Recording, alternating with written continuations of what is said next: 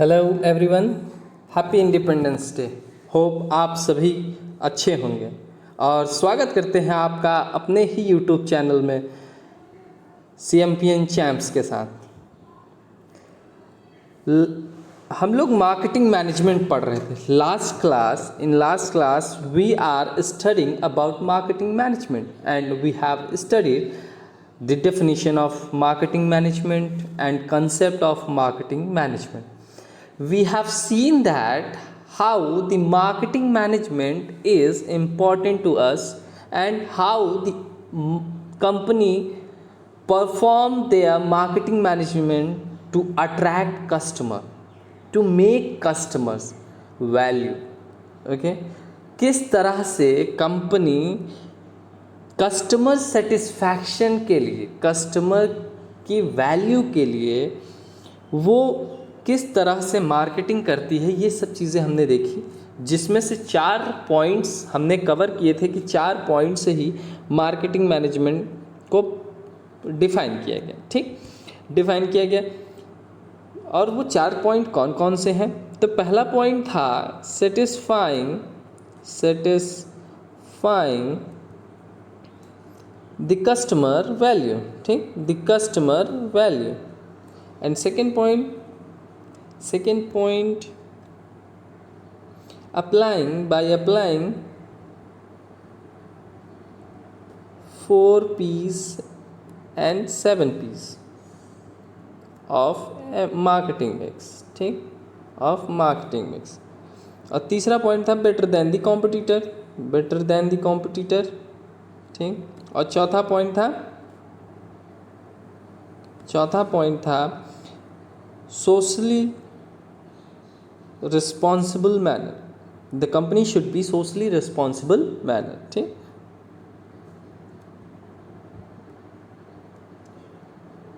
Socially responsible manner, ये सभी points हम लोगों ने देखे थे। फिर उसके बाद हम लोगों ने कंसेप्ट पढ़े थे।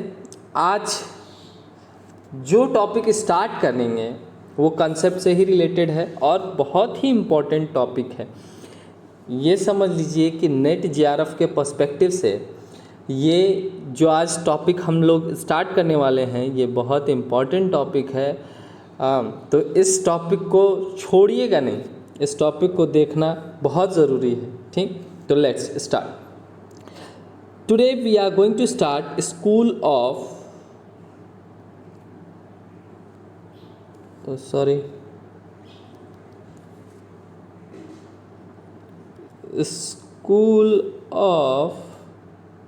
Management thoughts. ठीक, स्कूल ऑफ मैनेजमेंट थॉट्स, प्रबंधन की विचारधारा। आज हम लोग प्रबंधन की विचारधारा की बात करेंगे कि किस तरह से प्रबंधन की विचारधारा को अडॉप्ट किया गया, किस तरह से मार्केटिंग मैनेजमेंट आज अपना रोल प्ले कर रहा है, किस तरह से मार्केटिंग मैनेजमेंट मॉडर्न टाइम में इम्पॉर्टेंट है। ठीक, तो उसमें से हम 3 दौर की बात करेंगे। सबसे पहली दौर रहेगी क्लासिकल। ठीक, दूसरी रहेगी नियो क्लासिकल। ठीक, और तीसरी है मॉडर्न, जो अभी इस समय चल रही है, जो भी क्या कहते हैं कंपनियां मार्केटिंग मैनेजमेंट की स्ट्रैटेजी को अपना रही हैं वो मॉडर्न मैनेजमेंट में आएंगी अब इस समय। ठीक, बात करेंगे क्लासिकल दौर की। ठीक, बात करेंगे क्लासिकल दौर की।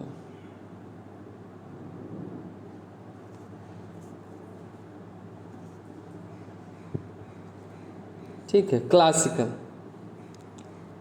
आज क्लासिकल दौर की बात करते हैं, जहाँ पर F.W.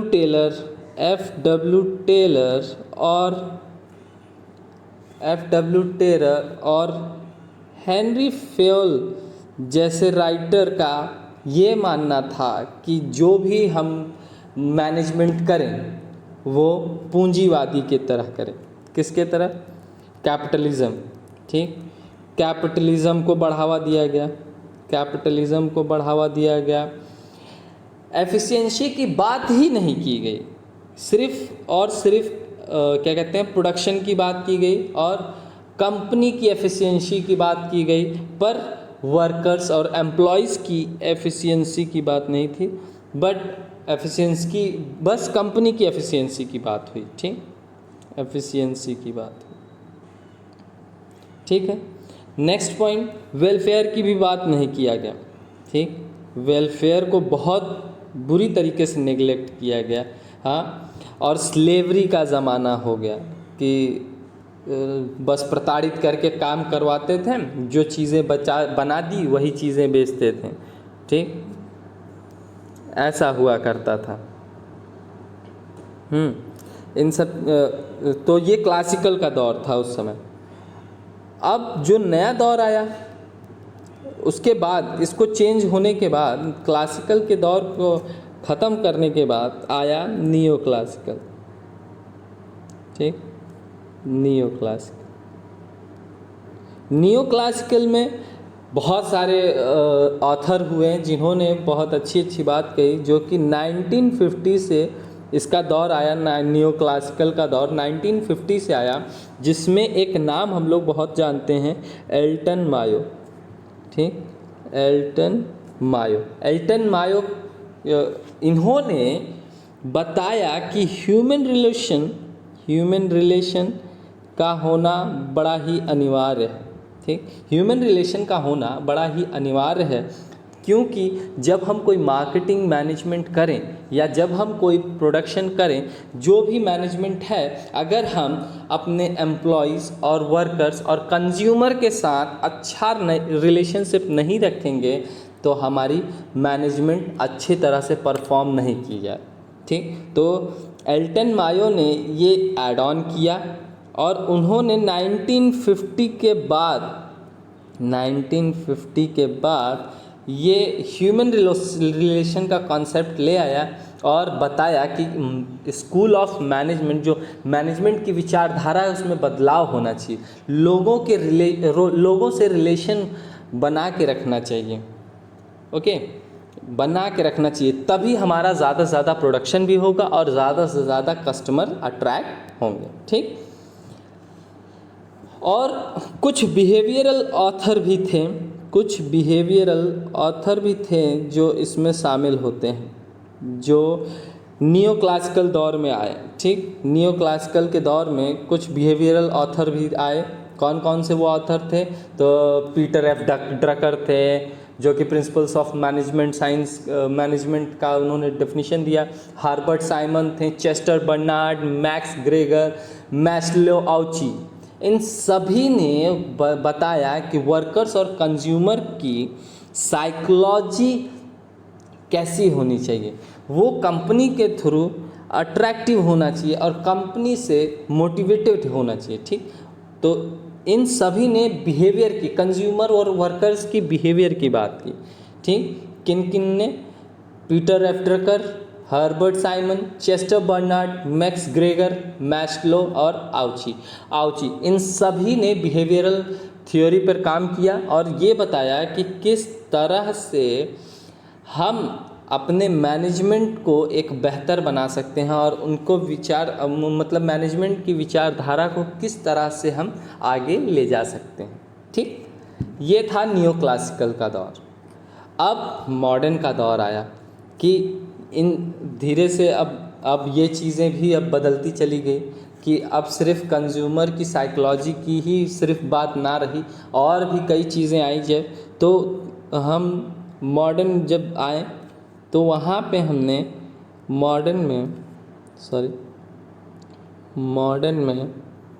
हमने क्या देखा? मॉडर्न में हमने देखा कि दो अप्रोचेस थे। ठीक, दो अप्रोच थे। कौन कौन से? पहला था सिस्टम अप्रोच से मार्केटिंग करना। ठीक, सिस्टम अप्रोच से मार्केटिंग करना और कंटिंजेंसी। ठीक, क्या थी? कंटिंजेंसी।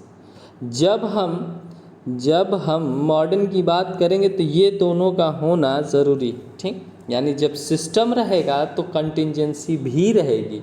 ठीक, आकस्मिक आकस्मिक जैसे कुछ चीज़ें अगर अफेक्ट करें तो क्या हो सकता है, ये कंटिजेंसी है, आगे अभी चर्चा कर रहे हैं।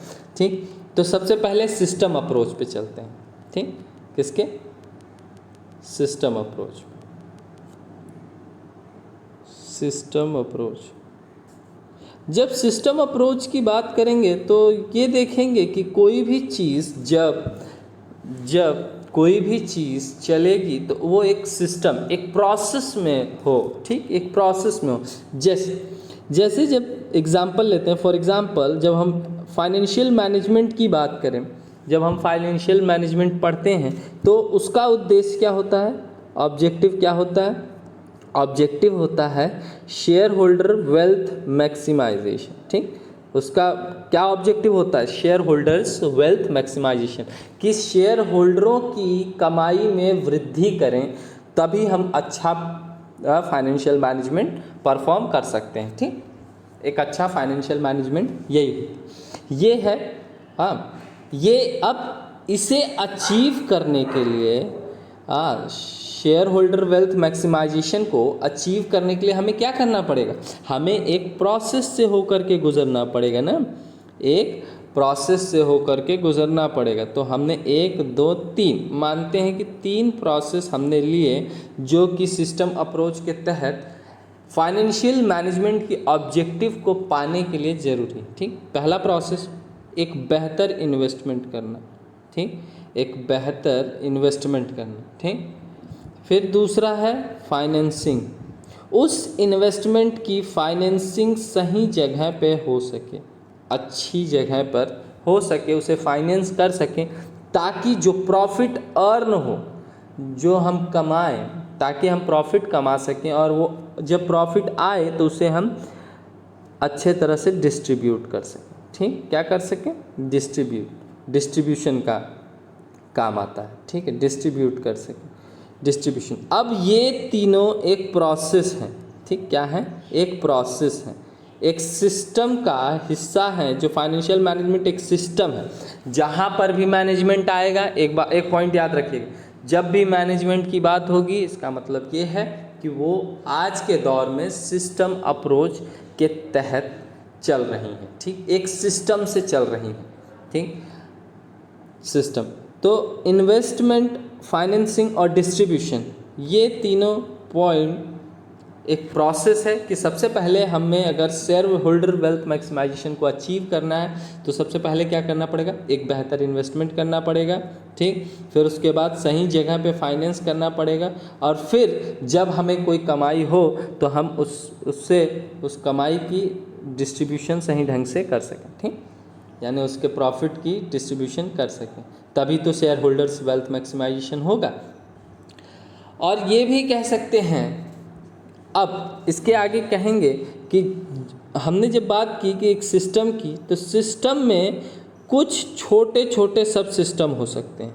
ठीक, कुछ छोटे छोटे सब सिस्टम हो सकते हैं। सिस्टम कंसिस्ट ऑफ वेरियस सब सिस्टम। ठीक, सिस्टम कंसिस्ट ऑफ वेरियस सब सिस्टम। जैसे हमने अभी बात की थी इन्वेस्टमेंट की, इन्वेस्टमेंट, फाइनेंसिंग और डिस्ट्रीब्यूशन की। तो उसमें इन्वेस्टमेंट, फाइनेंसिंग और डिस्ट्रीब्यूशन ये क्या थे? ये सब सिस्टम 1 था, ये सब सिस्टम 2 था, और ये सब सिस्टम 3 था। ठीक, ये सारे सब सिस्टम थे।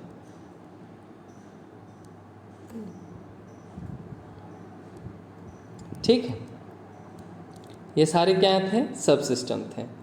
जब सिस्टम की बात होगी तो इसका मतलब ये है कि सिस्टम के अंदर कई सारे सब सिस्टम मौजूद होते हैं।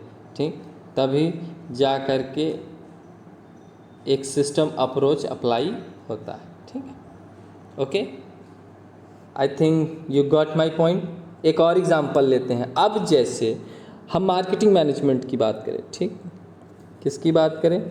मार्केटिंग मैनेजमेंट की बात करें। अगर मार्केटिंग मैनेजमेंट की बात करें तो मार्केटिंग मैनेजमेंट क्या है? एक सिस्टम। ठीक, क्या है? एक सिस्टम। मार्केटिंग मैनेजमेंट एक सिस्टम है, और इसका उद्देश्य क्या है? ऑब्जेक्टिव क्या है? कंज्यूमर्स सेटिस्फैक्शन, वैल्यू सेटिस्फैक्शन कह सकते हैं हम इसको।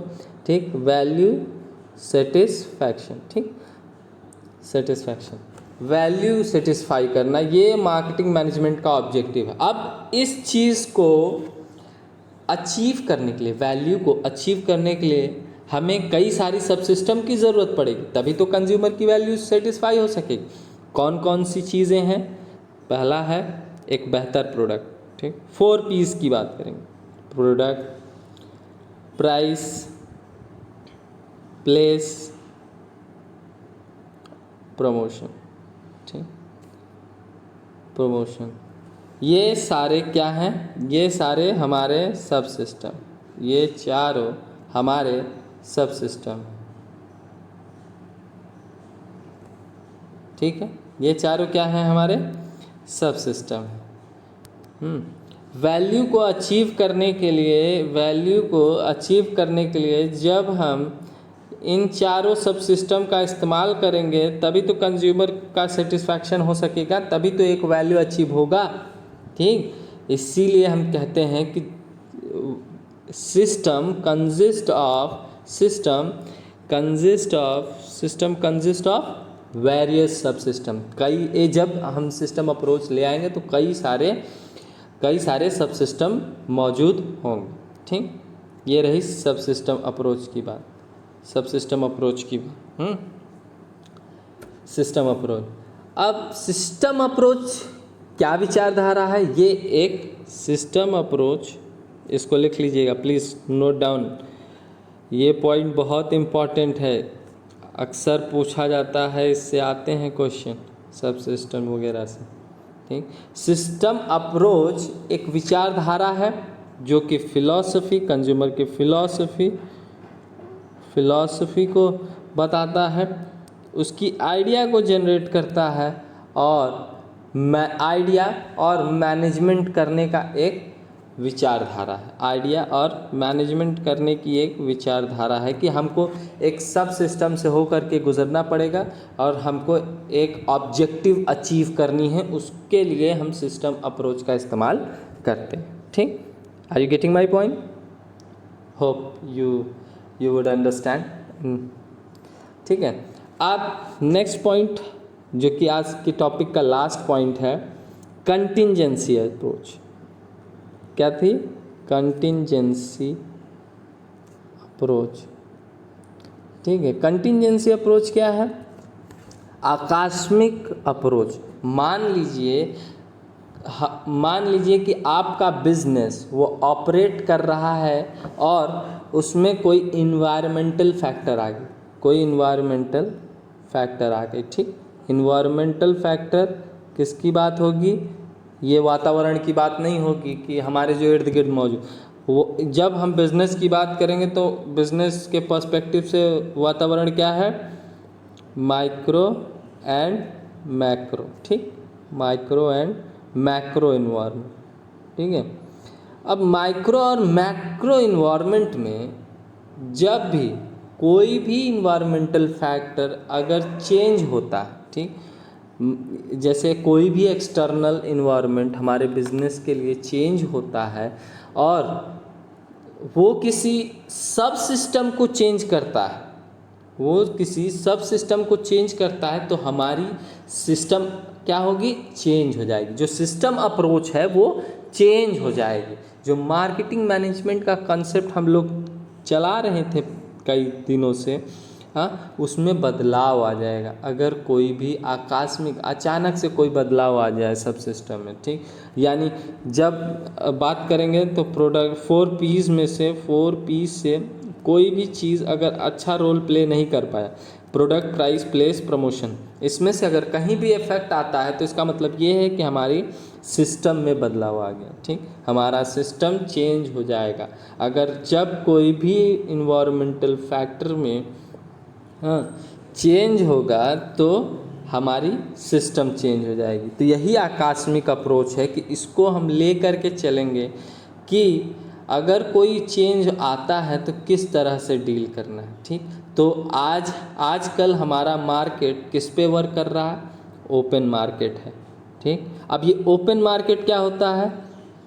एक ओपन मार्केट होता है और एक क्लोज मार्केट होता है, ठीक। ओपन मार्केट वो मार्केट होता है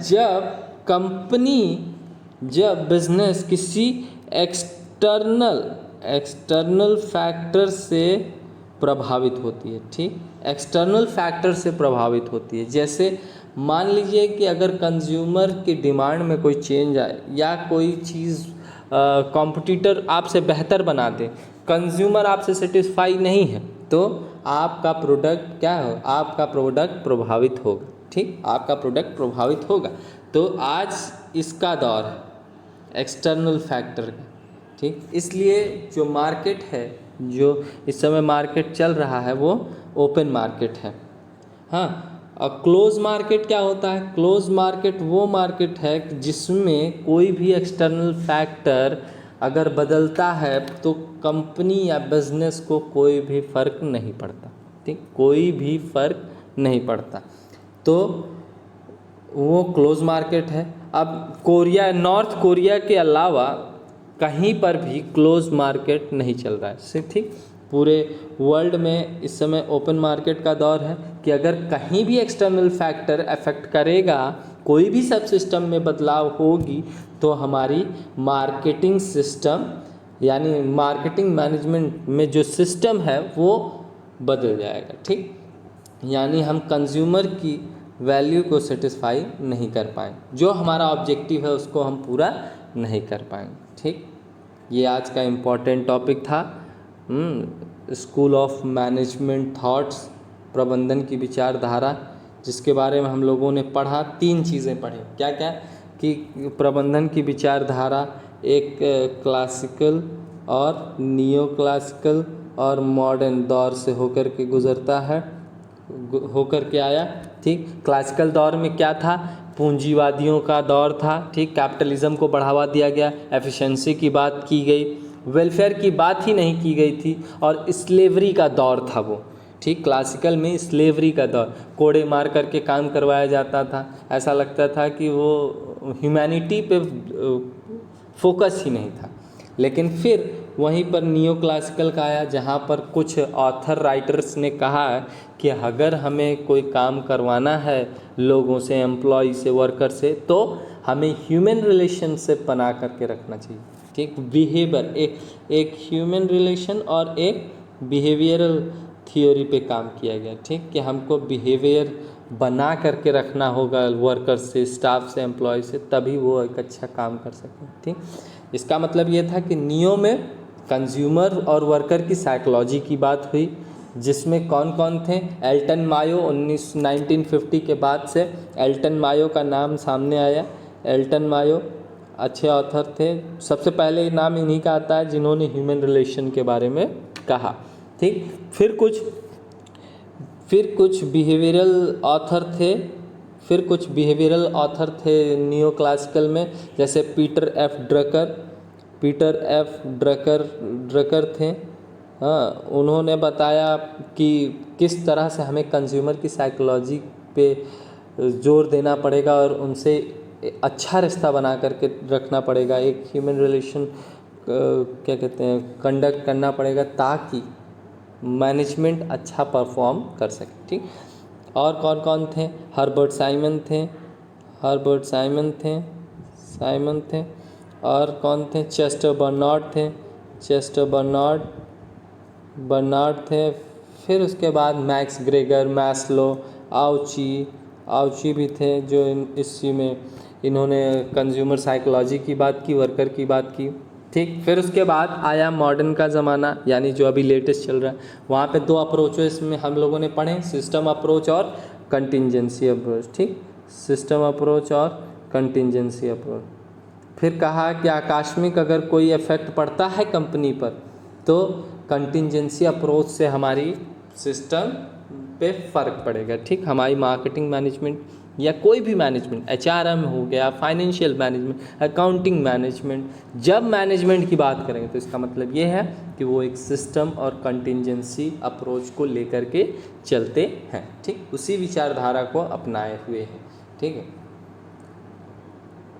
फर्दर लेक्चर अब नेक्स्ट वीक में कंडक्ट होगी। ठीक है, hope you all are doing well, और आज यहीं पे एंड करेंगे हम लोग, और फिर नेक्स्ट लेक्चर में नीड एंड वांट्स और डिमांड की बात करेंगे।